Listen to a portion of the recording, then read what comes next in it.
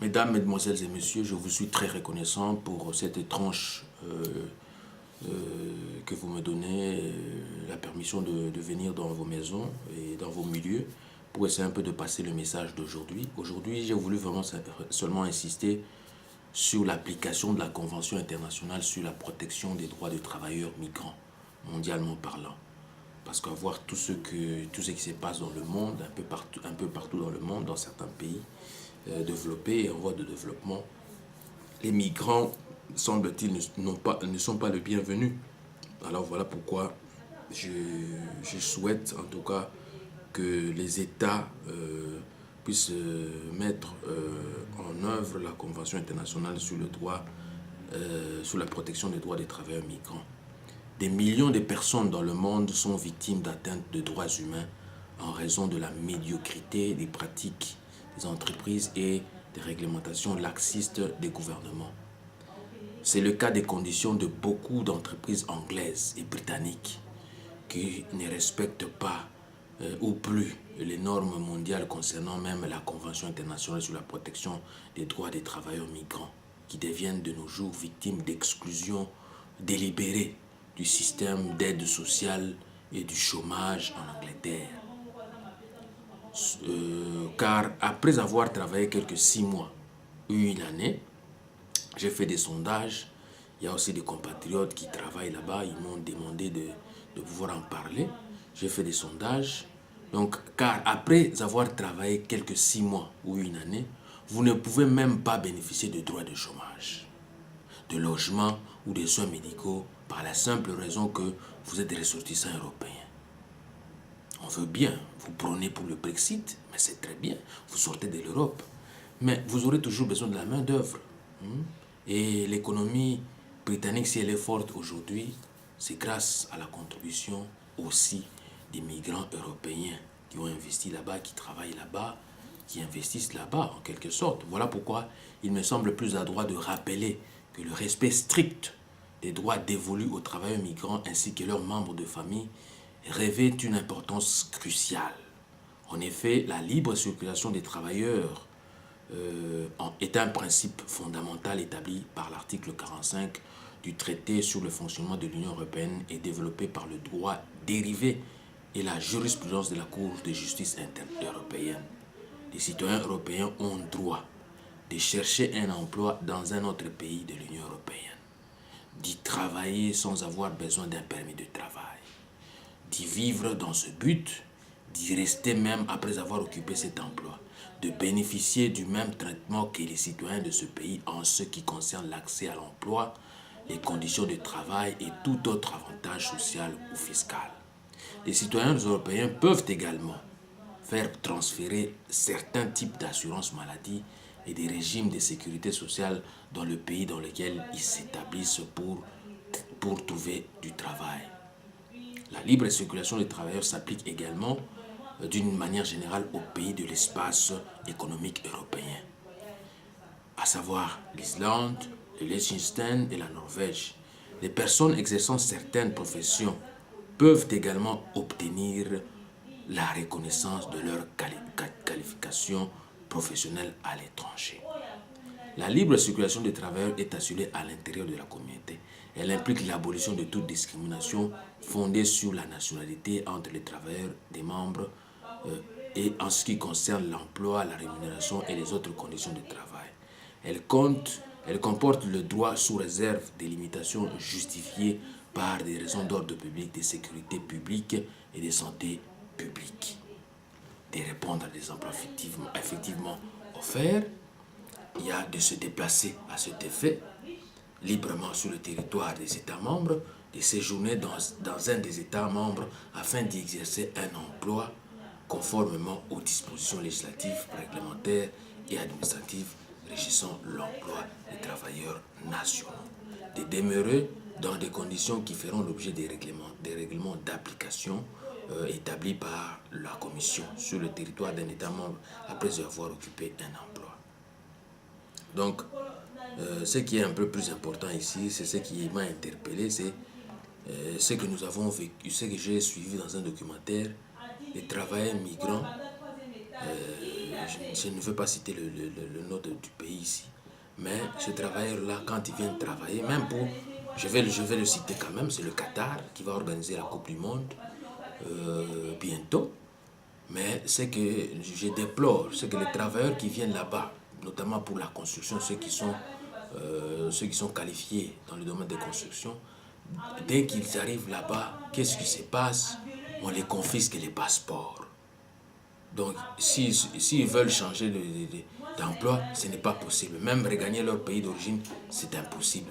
Donc, ils sont comme pris en otage là-bas. Ce n'est pas bon. Ce n'est pas bon.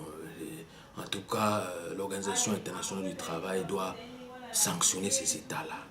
Doit sanctionner ces gouvernements-là. Parce qu'ils sont en train de violer les droits des travailleurs migrants. Ils viennent là-bas pour vous aider. Et puis vous, la manière dont vous les logez, ce n'est pas conforme au droit international. Ce n'est pas conforme quand même à la dignité humaine. Ce n'est pas normal. Vous confisquez les passeports des gens. Vous ne voulez pas les payer. Des fois, vous ne voulez pas les loger. Et des fois, vous ne voulez pas leur remettre leurs documents d'identité. Mais c'est quoi ça? Nous devons dénoncer ça. Voilà pourquoi aujourd'hui, à travers cette tranche, j'ai voulu vraiment dénoncer cela. Ce n'est pas bien. Les travailleurs migrants sont là pour vous aider dans vos pays, dans vos pays respectifs, mais il ne faut pas abuser d'eux. Comme l'article 14, ils disent quoi? Ils disent nul travailleur ou migrant ou membre de sa famille n'est l'objet d'immixtion arbitraire illégale dans sa vie privée, familiale, de sa correspondance et autres modes de communication, ni d'atteinte illégale à son honneur et à sa réputation. Chaque travailleur migrant et membre de sa famille a droit à la protection de la loi contre de telles immixtions. Ce n'est pas bon. Nul travailleur migrant ou travailleur membre de sa famille ne peut être privé arbitrairement de ses biens, quoi qu'il en soit qu'il en soit propriétaire à titre individuel ou en association avec d'autres personnes, quand en vertu de la législation en vigueur dans l'état d'emploi. Les biens d'un travailleur migrant ou de son membre de famille font l'objet d'une expropriation totale ou partielle. L'intéressé a droit à une indemnité équitable et adéquate. Ce n'est pas normal. Nous venons là-bas pour travailler, nous travaillons durement pour vous. Vous arrachez des maisons, vous dépossédez les gens, même les gens qui ont fait plus de 30 ans là-bas, plus de 40 ans là-bas, vous les chassez comme des animaux, des expropriations et tout ça. Les maisons à crédit qu'on avait pris, vous les ravissez comme ça, ce n'est pas normal. Nous devons dénoncer cela. Voilà pourquoi nous n'allons pas laisser ça. Moi, je vais dénoncer ça avec certains membres de mon organisation. Nous n'allons pas laisser ça comme ça. Voilà pourquoi nous sommes debout et nous allons en parler. Et aujourd'hui, à cet effet, j'ai voulu vous présenter encore une fois ce journal qui parle des migrants et de leurs droits. Ça s'appelle Le Bienvenu. Ça s'appelle Le Bienvenu.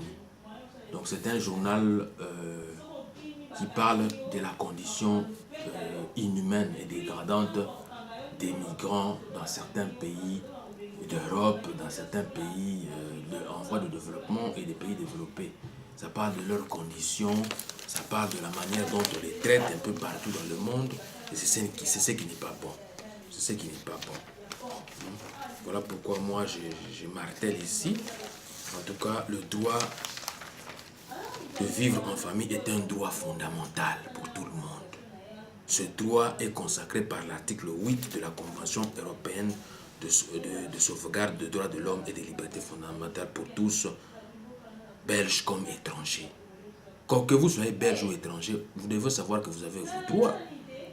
Le regroupement familial est une procédure de séjour qui permet aux personnes d'origine étrangère ayant un membre de leur famille nucléaire en Belgique de venir le rejoindre à certaines conditions. Donc, oui, une personne ayant obtenu un droit de séjour en Belgique peut faire venir son conjoint et ses enfants pour qu'ils puissent vivre ensemble. C'est en effet notamment parce qu'il n'en existe pas beaucoup d'autres.